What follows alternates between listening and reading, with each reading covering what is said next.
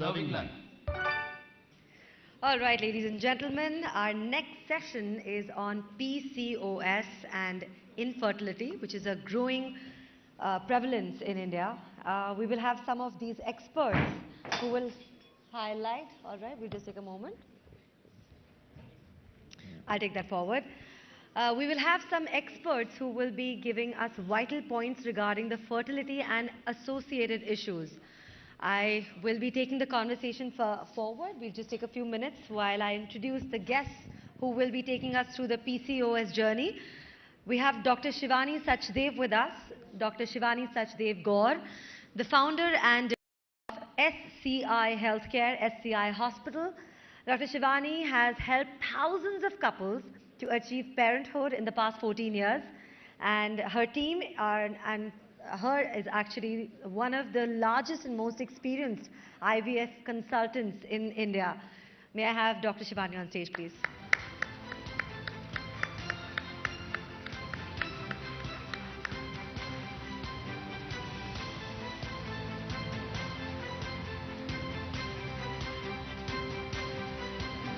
Thank you, Dr. Shivani. Joining Dr. Shivani is Dr. Chitra. Dr. Chitra Setya is a senior consultant and HOD of the OBS and Gynecological Department at Apollo Hospital with an extraordinary experience of over 40 plus years. She's a member of prominent associations such as the MCI and the Federation of OBS and Gynecologist Societies of India. Dr. Chitra provides consultation on pregnancy with PCOD, maternal fetal medicine, in fact, premarital counseling and fertility treatment. To join with these two gorgeous ladies is Ms. Suyesha Sawant, the Senior Special Correspondent of Republic Media Network.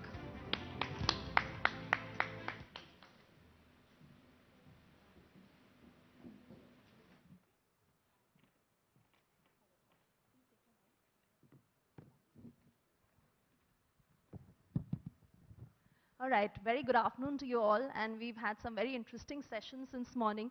And like I've been saying to both of you, that this is a session I've been particularly looking forward to, because I think that PCOS and IVF are two such subjects that need more awareness, that need more and more conversations. So as we begin, Dr. Chitra, like I said to you, that I'm a PCOS myself, and which is why I particularly feel and I understand what it means to be a PCOS. And even if we refer to the numbers, 1 in every 10 women in India is today a PCOS. In fact, in the last decade itself, there's been a 65% increase in the number of PCOS cases. And this is something that can happen to you at any stage, whether you've had your first period, you're in your 20s, you're in your 30s, you're married, but this can grip you, and it is a lifestyle condition. Firstly, please tell us, why is it on the rise, and what are the risk factors attached to it? I think in today's day and age, as a practicing gynecologist, I think about, as you said, the numbers have definitely increased, but a lot of youngsters are coming to us self-diagnosing themselves as PCOS. The actual incidence of PCOS, the actual diagnosis of PCOS is based on the Rotterdam criteria, which is mainly 3 factors. One is menstrual irregularity, second is acne and hirsutism, which are the male hormone predominance, and the third is ultrasound diagnosis of PCOS. But a lot of people forget that ultrasound should not be done as a diagnosis of PCOS for at least 8 years after the first menstrual period. So any of these 2 characters of oligo and excess periods or delayed periods and any features of acne or hair growth can be a cause of PCOS. The basic cause of increase is the lifestyle changes. As there was a lot of conversation in an earlier panel discussion with Dr. Shikha and Dr. Vangnu, there was a lot about the lifestyle modification and the diet changes. And we will go into it when we are talking about management, but that is a major cause of increase of PCOS. Because the youngsters of today, all their exercise is this or this. It's either the two fingers, the two thumbs, or the fingers on the laptop. There is no physical exercise. That is true, and that is something that really needs to be addressed, unfortunately, in the times that we live in. But Dr. Shivani, I want to come to you because sometimes women who are suffering from PCOS and who find it difficult to conceive naturally are resorting to IVF, which is really on the rise. Do you also see that as a reason for why there is greater demand for IVF? What is the correlation according to you? Yes, you are right that there is an increase in the proportion of women who are being diagnosed as PCOS. Whether there is a real rise or whether it is diagnosis was a question, but now we know that it is not just diagnosis. There is actually a real rise of women who have PCOS. Now, it is important to remember that only 1 in 10 women who have PCOS are going to come to us as IVF specialists who need help. Almost 80-90% are going to get pregnant just naturally by trying natural techniques like lifestyle changes or just medication, and they are not going to need IVF. But as the number of PCOS women increases, so the number of IVF also increases.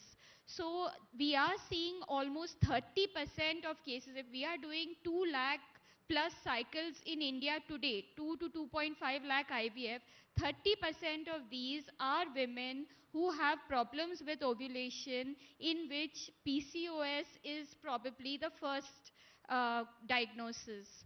Now, this is an era where we want instant internet. As soon as you enter, you want Wi-Fi, you want fast downloads. When people decide to get pregnant, they don't want to wait for years or months. What they want is a solution to their problem. They are going through mental stress, they have pressure of society, pressure of family.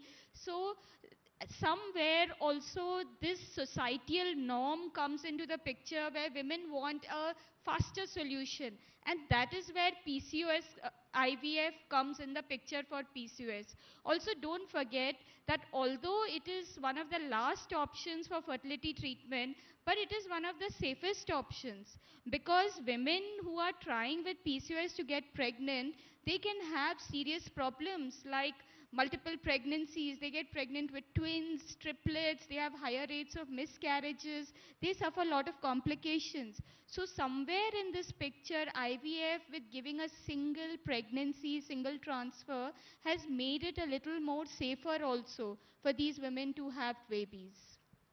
One or two points I would like to add is, first, the population of India is the largest in the world right now. Secondly, statistics has increased. So that is why also numbers have increased. Thirdly, as Shivani has pointed out, people want an urgent solution. You know, they've tried naturally for 2 months. They have this idea that, the body is a computer. The moment you fetch something that we want a baby and press enter, the egg should be there, the sperm should be there, the embryo should be there, and they should get pregnant. What they don't realize is that they go through a Google search, they've done their ovulation monitoring, what Google has told them, and during those few days where the ovulation study shows that you are fertile, they insist that to their husband also that we want to get pregnant. Now is the time. And that plays a role on the mental health. The hormones are going for a 6. The husband, poor guy, cannot have a sustained erection because he's got the tension that his wife is expecting a pregnancy. The wife has got all the wrong hormones released within her. So the whole thing goes for a 6.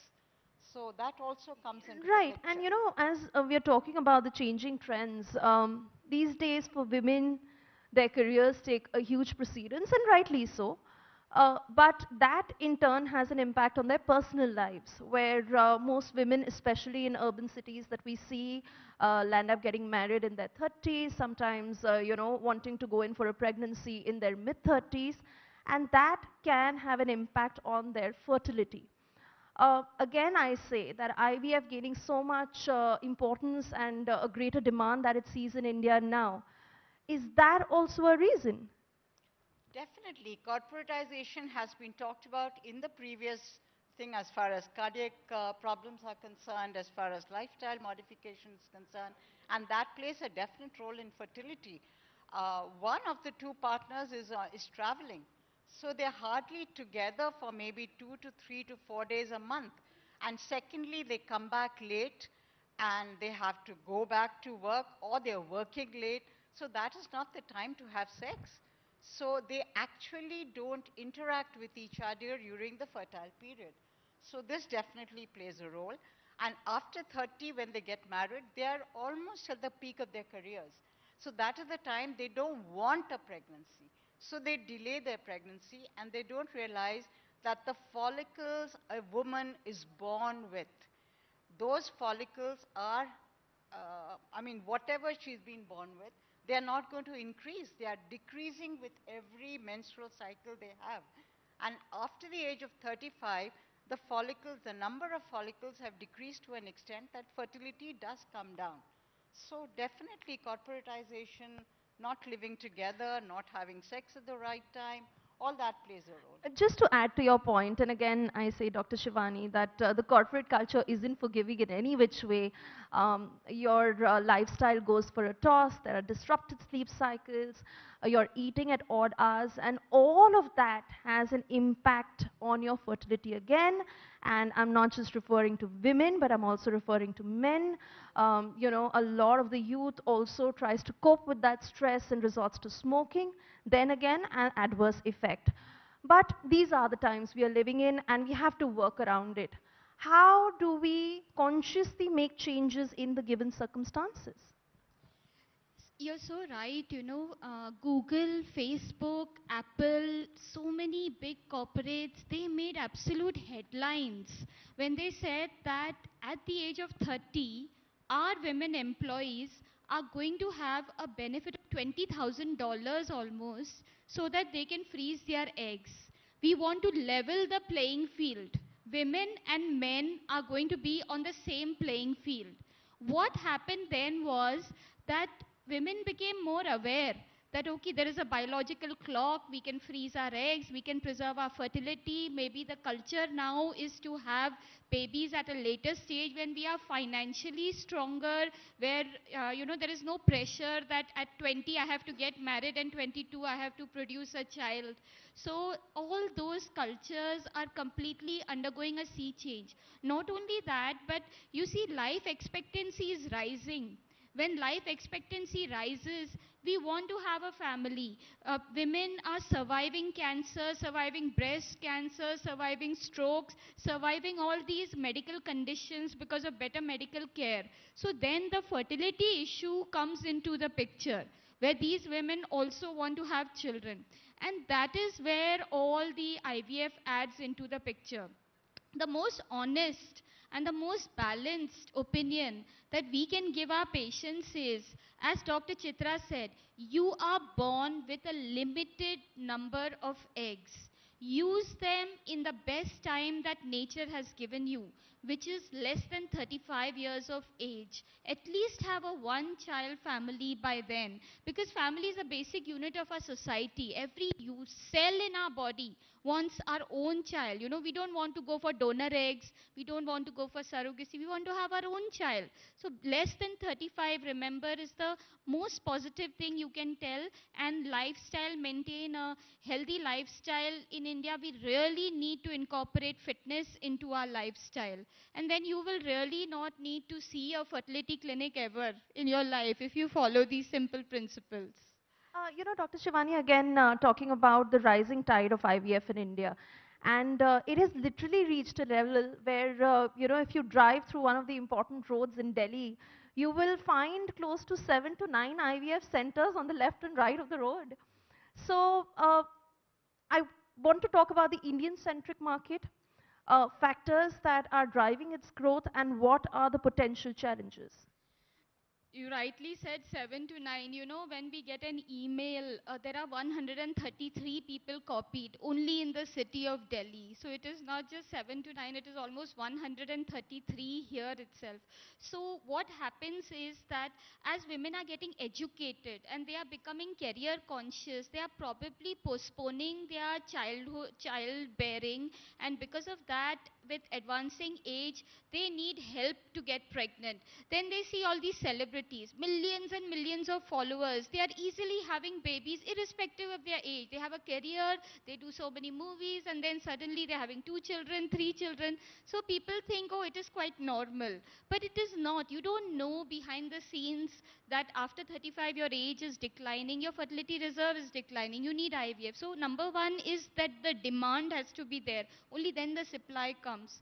Secondly, IVF has become safer. You know, we had only single digit success rates, such poor success rate. Now we have almost 30-40%. It is still not ideal. We cannot say 80-90%, but at least half of the 40-50% target we have reached. So from single digit, we move to 50%. So we are getting better success rate. Second, cost. Now, cost factor of IVF has gone down significantly over the years. Insurance was never available for IVF, but now even some of the government insurance schemes are giving 55-60,000 rupees for couple to do IVF. Government hospitals are giving IVF. In Delhi, 5-6 government hospitals are giving free IVF services. They have to pay only a nominal amount. So when so many changes are happening, obviously you are going to see an increased proportion.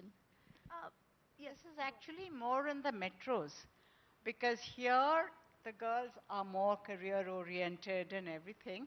We still have a better natural pregnancy level in the level 2 cities or the level 3 cities. Dr. Chitra, I can personally tell you from cases that I've learnt of in my circle, where I know couples in their mid-30s um, who probably didn't even go because they wanted to conceive, who probably sought an appointment because they just wanted to go for a checkup. But they were told to opt for IVF either at that time or at a later stage. My only concern here is that while IVF is a boon of a procedure for couples who are infertile, but is there also an attempt to push that market from a revenue point of view? Is that in a sense taking away from natural conception? No, it is definitely so. And I really don't think, I mean, I've been a practicing gynecologist for the past 40 years. And yes, the trend has changed now. There are more IVF centers. But I think most practicing obstetricians don't tell the patients to opt for IVF. They do give them advice on natural pregnancy, about telling them about lifestyle changes. And the most important thing is from adolescence itself, they have to be told about diet and lifestyle changes. There's been a lot of talk on that. And once that is done, the adolescents who come with PCOS have to be counseled about how PCOS affects fertility status later on, and they will need to go for an IVF if it persists. But they have to be told about lifestyle changes, and I think most of the practicing obstetricians don't promote IVF. Dr. Chitra, you spoke about self-diagnosis, and given the plethora of information we have on the internet, and PCOS is something that is spoken about so much, that just looking at certain information on Google, girls tend to think that, okay, I may be a PCOS. For obvious reasons, you discourage that practice. Also, now there are tests to determine whether you're a PCOS or not, and there is a right stage that you mentioned before which doctors should not really test you for PCOS. Tell us about that. Yes. One thing is that with most adolescents right now, it is a fad. You know, they keep telling each other, oh, you've been diagnosed PCOS. Well, so have I. You know, it's considered like, you know, watching a Harry Potter or something like that, or have you been to Disney? So, okay, you have PCOS, so have I. But again, as I told you all earlier, that even for the mothers, young mothers, the moment a child has delayed cycles or, heavy periods or something, they should not straight away take her for an ultrasound and say that it is PCOS, because there is a definite criteria for diagnosing PCOS. As I told you, ultrasound should not be done before 8 years after periods have started. And nowadays, periods are starting about 9 to 11 years. So at least till the age of 18, they should not go for a, normally these kids come at 16, 17 with abnormal periods. And they've already got a ultrasound done on their own and diagnosed as PCOS. Whereas there are definite, investigative criteria for PCOS, that the ovarian volume should show multiple follicles and the volume should be more than 10 centimeter cube. Not that less than that and it's showing multiple follicles. Just multiple follicles is not PCOS. And there are also criteria for how many, what are the period changes.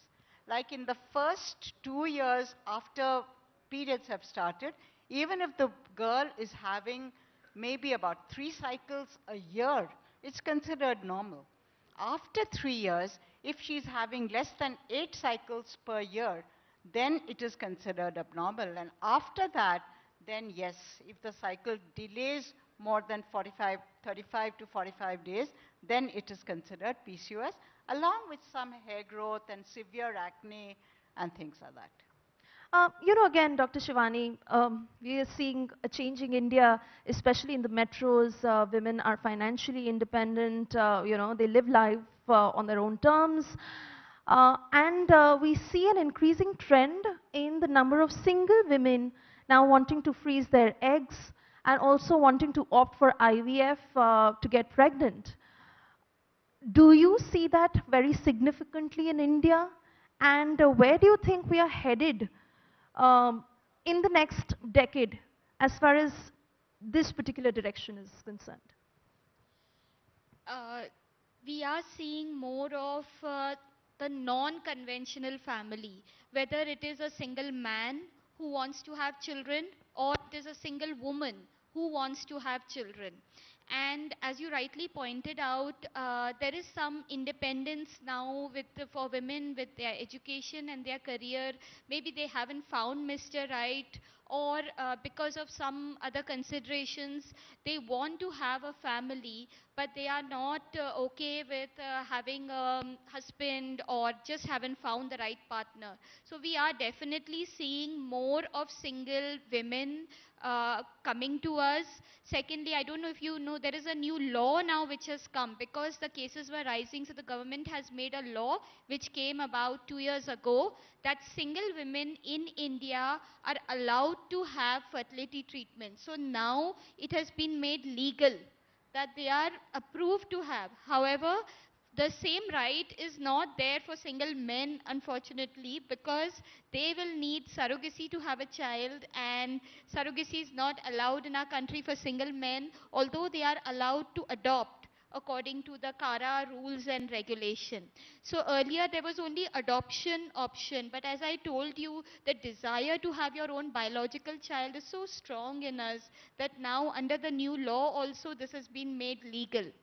And you talk about advancements, now we have artificial intelligence. We can determine with that what is the probability that this egg, one single egg, will give us a baby. Not only that, artificial intelligence is choosing the sperm. So like we are taking the eggs of single women and fertilizing with a donor sperm. So it is AI that is choosing the best sperm which is going to fertilize and give us the next baby. So in a sense, it is AI who is selecting the next baby that is going to be born. So that is a whole new concept that has come into the field of IVF. We'll So need I a whole think new with session. Indian social norms, it's still not yet very common. It's okay with the higher class and the Bollywood class and everything. But the average Indian woman still follows the social norms of the place. And the Indian social norms are still not very acceptable as far as single parenting is concerned. But the Peace of point that you mentioned will mindset. need like a whole new round of Yes. discussion on whether it is good or it is bad, what are the advantages, disadvantages. But I want to come to you, Dr. Chitra. I have spoken to a lot of women who've gone through the IVF procedure, and it is not easy. It is very, very difficult. Hormonal imbalance, mood swings, weight gain, etc., etc. Uh, tell our viewers about it. And also, some women have also shared that after they've been through the reproductive process, there is an improvement when it comes to the PCOS situation. Is that true? Well, reproductive process, if I talk about natural pregnancy post PCOS, a lot of them get natural pregnancy just because of lifestyle changes. Because the primary treatment for PCOS, we all advise and advocate, is lifestyle changes, even a weight loss of 5 to 10 kg. Because most of our PCOS, lean PCOS and obese PCOS is there. Now, lean PCOS is less common than obese PCOS. So, when you're talking about obese PCOS, if they lose about even an average of 5 to 8 kilos, it affects their hormones. And diet changes, there's been a lot of discussion about diet changes. That helps in PCOS and fertility. So, once they've gone through that, it definitely lasts till after the reproductive cycle also. Once they've had a baby, they will continue that lifestyle. After having a normal baby through IVF, what you were talking about, mood swings, depression, well, it is there. There's a lot of drugs involved. There's a lot of injections involved. And the sheer tension of going through that cycle of hormones, monitoring, then waiting for the periods, checking the urine pregnancy test and the beta HCG, and after that looking, waiting if the pregnancy is normal or not. There is a lot of mood swings, tensions, everything. Dr. Shivani, even for a young girl with PCOS in her teens, it can be very, very emotionally and mentally challenging. Apart from irregular periods, there's weight gain, acne, increased hair growth on your face, etc., etc. And it is important that the family, eventually a partner, is supportive towards your condition. What is your suggestion to such families and a partner who is married to a PCOS woman? So important. And the first thing is to recognize that PCOS also has a lot of emotional aspects attached to it, because it is a disorder where there is a problem with the body image. The skin has increased pigmentation marks, increased hair growth. You tend to put on more weight in the tummy area. Even if you eat very less, you will eat half of what your colleagues are eating, but in spite of that, you're going to put on much more weight. All this leads to severe depression. It causes the hormonal changes cause severe mood swings. And what happens is that we tend to focus on medical treatment or diet, but nobody ever focuses on the mental health issues of these girls. So it is very important to recognize these issues. Talking with a professional really helps. This is called as both pharmacotherapy and psychosocial therapy. So the best way is to talk to a professional who can take the girl through these emotional issues and to provide the best support which is possible. There are some who have severe form of body image disorder or depression, and they will need some pharmacotherapy, some medication also for this. And many young girls, including celebrity actresses, have reported that they lost their boyfriend or they had a problem in their marriage because their body started changing, and that was one of the biggest problems that they faced. So one cannot overemphasize the importance of support that is required for these girls, and professional help with cognitive therapy, behavioral therapy, psychosocial therapy. So these are most important issues. I'd like to add one issue, which in the current day it is there, that children, mainly the adolescents and young adults, are totally going against their biological clock. There is something known as a circadian rhythm, which is there in physics, in biology, everything, the biological clock. And This is based on light, and especially blue light and the light from mobile phones, iPads, TVs. Today's youngsters, I don't know what they're following, but they all sleep later. They sleep later at, the average kid who comes to us with PCOS, we tell them, what time do you sleep? And they say, ma'am, we sleep around 1 o'clock, 2 o'clock, 3 o'clock. What time do you wake up? We wake up around 10 or 11. I said, why? Said, no, that is the time we do a bit of chatting with our friends, we watch TV and everything. Whereas this is wrong as far as the biological clock is concerned. The biological clock releases an hormone known as melatonin, which is sensitive to darkness. And so that is why you automatically fall asleep.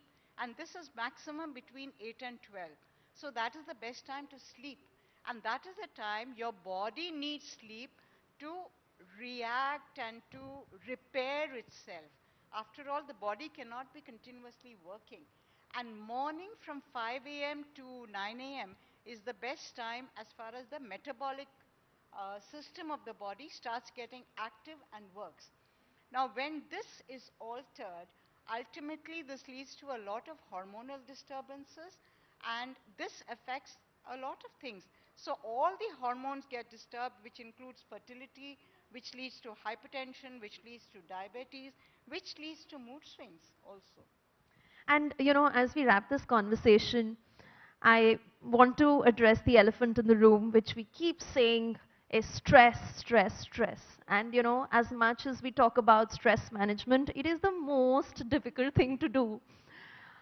How do we manage stress levels? It's easier said than done, but can we make some conscious attempts towards working towards it? Yes, absolutely. And what we have done is nowadays we give actually a written handout to girls who come with PCOS about this because it's so important, stress management. Stress leads to it has been shown in studies your hormonal changes happen. There is something called T lymphocytes in your body. It leads to failure of IVF because of an imbalance between the lymphocytes. So stress increases our steroid levels, which increase sugar levels, which then precipitate PCOS. So there is a lot of mechanisms defined. We give a written handout. What do we write in the handout? Indulge in your hobbies. Do gardening, do cooking, try meditation, see motivational videos. So we give it to them in writing. And we also tell our patients that the best stress buster, the treatment starts here in your mind. The best thing will be go for a weight loss program, join an official weight loss program. Nothing gives you that feel good feeling. If you lose some weight, nothing can compare with that. So we actually give them in writing all these things. So when you read it, you feel, yes, it is reinforced. Rather than somebody just, I'm talking to you today, you will go home tomorrow. But if I give it to you in writing, maybe you'll read it tomorrow.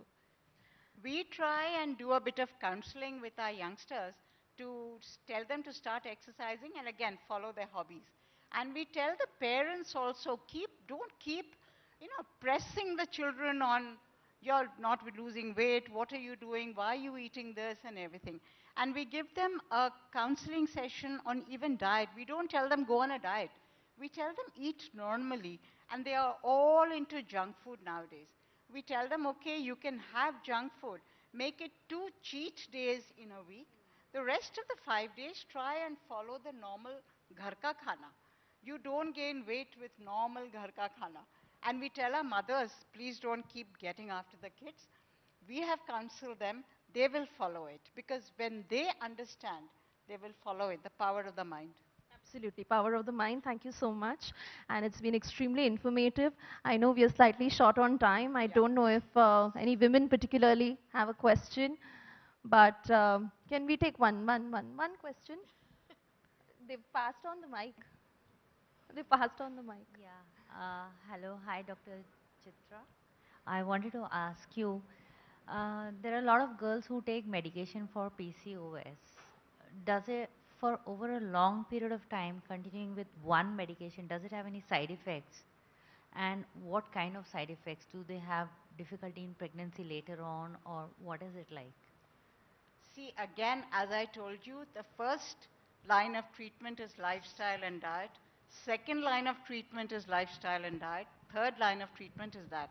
We would advocate them, I mean, the ones who have really severe hormonal problems or some hormones which are high or very randomly, um, altered cycles.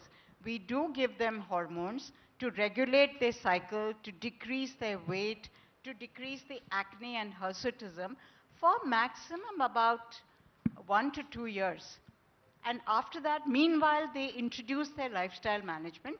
Otherwise, prolonged use of any hormones is harmful for any type of medication. Unless you're older and you have diabetes or hypertension or something, it's a different issue.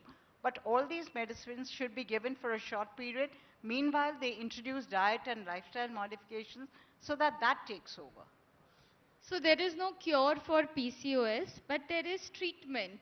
And it is said for PCOS, let thy food be thy medicine. So you consider your food, what you are eating, as the medicine for PCOS. And for sugar medicines, like metformin, you should check your liver kidney function test regularly because it has an effect on the liver. It reduces your vitamin B12, so take B12 supplements. And as Dr. Chitra has said, hormonal medication only for limited period of time.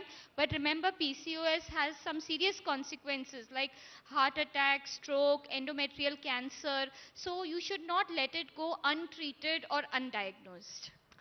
All right, thank you so much. It's been Thank very you. Thank informative, you. like I said. Thank you so much.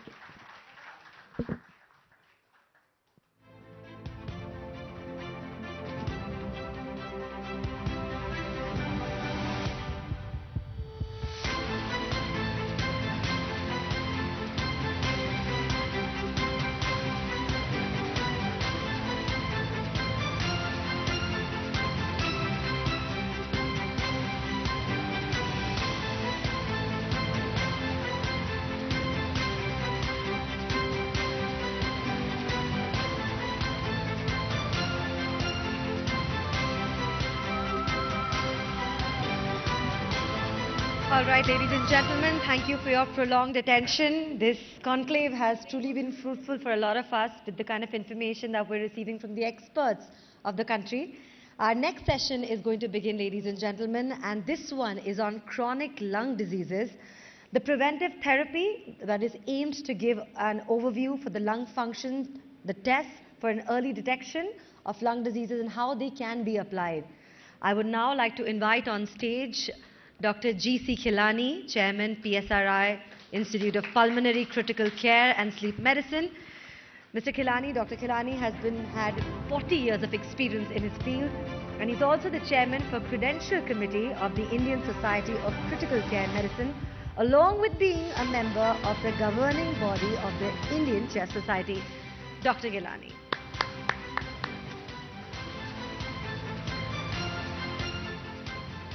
So good afternoon. First and foremost, thank you very much for. I'm between lunch and you are all hypoglycemic. Nobody can sleep. Sorry. So can you put on my slides? Yeah. Okay. So the title is given to me, and I have been asked to shorten it as much as I can. Development of chronic lung diseases from life-spanning mechanism to preventive therapy. And we have heard about heart. And we know that we breathe 500 ml of air with every breath, 15 to 20 times, and about 10,000 liters of oxygen, air, that we are breathing, that goes inside. And that is how emphasizing the importance. As far as the pulmonary physicians is concerned, it was considered as, before 1970, a chest and TB doctor. And after that, it went on to say that, okay, in 2000,